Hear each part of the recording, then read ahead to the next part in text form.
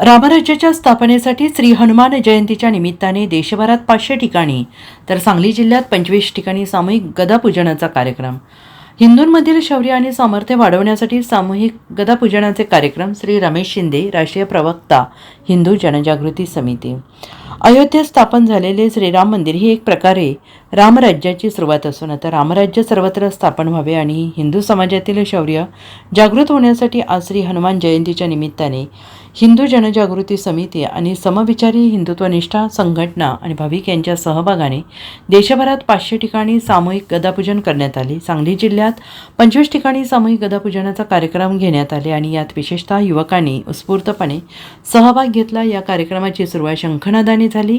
त्यानंतर सामूहिक प्रार्थना, गदापूजन विधी, श्री हनुमानाची आरती, मारुती स्तोत्र पठण, त्यानंतर श्री हनुमते नमः हा सामूहिक नामजप करण्यात आला आणि यावेळी रामराज्याच्या स्थापनेसाठी मारुतीरायांचे गुण कसे आत्मसात करावे याविषयी मार्गदर्शन करण्यात आले.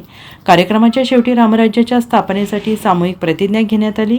हिंदू जनजागृतीच्या समितीच्या वतीने देशभरात गेली 3 वर्ष सामूहिक गदापूजन कार्यक्रम यशस्वीपणे घेण्यात येत आहे आणि यावर्षी हिंदुत्ववादी आणि भाविक यांचा उत्तम सहभाग दिसून आला. Bureau report, SBN Marathi, Sangli.